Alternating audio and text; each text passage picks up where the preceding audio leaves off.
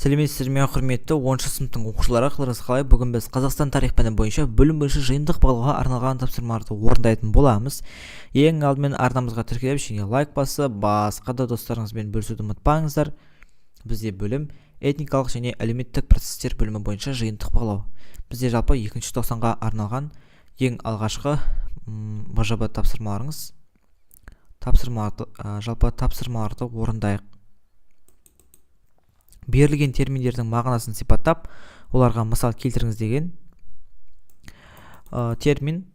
Бізде терминнің мағынасы антропогенез, бұл адамзаттың шығу тарихы мен жалпы эволюциялық дамуын зерттейтін ғылым.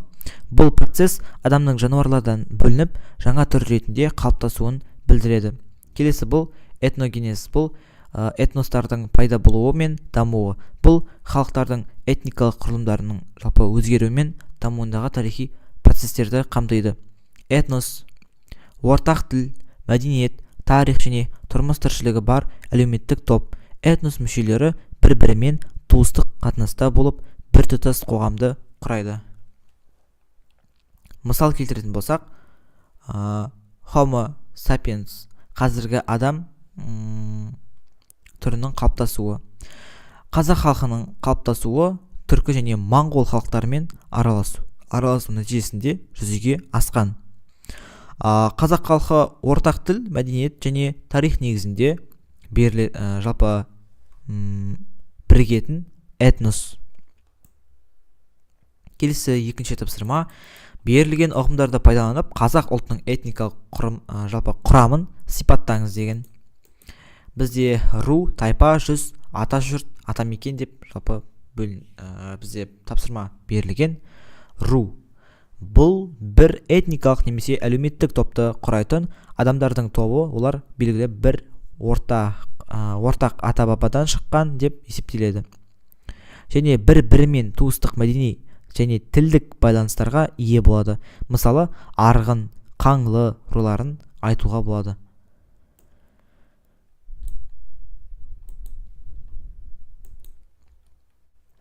Тайпа бірнеше туыстас рулардың бірігуін тайпа деп атаймыз. Мысалы, Дулат тайпасы. Жүздер қазақтардың бірыңғай этносқа қазақ елі тиесілігін ұғынған ортақ этникалық аумақты атамекен мекендейтін шежіремен бекітілген ортақ генеалогиялық дәстүрі бар этникалық аумақтық бірлестіктер. Қазақтар 3 жүзге бөлінеді: ұлы жүз, орта жүз, кіші жүз. Ата жұрт рудың көшіп қону аймағы ата жұрт деп аталады. Мысалы, кіші жүз рулары батыс Қазақстан аумағын мекендеген. Атамекен қазақтардың бүкіл этникалық аумағы атамекен деп аталған. Мысалы, қазақтардың атамекені Қазақстан. 3-ші тапсырма. Жалпы қазақ қоғамындағы туыстық рулық қатынастардың ерекшелігін жалпы жазыңыз деген. Туыстық принцип ерекшеліктері. Қазақ қоғамындағы туыстық және рулық қатынастар маңызды болды. Рулық құрылым әлеуметтік мәртебені анықтап, рулар арасында ынтымақтастықты күшейтті. Туыстық байланыстар жоғары бағаланып, шежіре ұрпақтар арасындағы байланысты сақтады. Үлкендерге құрмет көрсету мен туыстарға көмек беру міндетті болды. Жеті ата арасында қыз алыспау қағидалары қатаң сақталды. Рулық құрылым ерекшеліктері.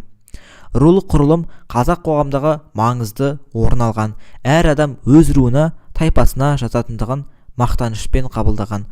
Рулар арасындағы өзара көмек, ынтымақтастық және әлеуметтік тәртіпті сақтау ру мүшелерінің міндеті болды. Рулық жүйе қоғамның бірлігін және тұрақтылығын сақтауға қызмет етті.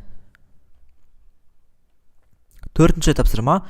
Қазақ қоғамда туыстық принциптердің және рулық құрылымының функционалдық маңызы зор деген пікірмен қаншалықты келісесіз? Нақты дәлел келтіріп, кілт сөздерді толық пайдаланып, ойыңызды жазыңыз. Кілт сөздер: қазақ жүздері, дәстүрлі қазақ қоғамы, ел саяси әлеуметтік жағдай, шежіре. Жалпы осы кілт сөздерді жалпы пайдаланып, осы жалпы пікір жалпы келісесіз бе, нақты дәлел келтіріп кілт сөздерді толық пайдаланып ойыңызды жазыңыз деген. Жалпы мен төменге өзімнің ойымды жазып кеткен болатынмын. Мен бұл пікірмен тоқтай келісемін. Шежіре арқылы рулық құрылым мен туыстық принциптер қазақ қоғамда қоғамның тұрақтылығын сақтап, бірлікке себеп болған. Дәстүрлі қазақ қоғамдағы қазақ жүздері мен рулар арасындағы келісімдер саяси әлеуметтік жағдайларды шешуге маңызды рөл атқарған. Сондықтан қазақ қоғамдағы ру және туыстық принциптер әрқашан қоғамның тұрақтылығы мен бірлігін сақтауға қызмет еткен. Осымен құрметті оқушылар, біз толықтай тапсырманың барлығын орындап кеткен болатынбыз. Бізде енді әрине жалпы дескриптор бойынша бағаланамыз. Бізде толық балл 14 балл, осы 14 балдың толықтай 14 балын жинап өткен болатынбыз.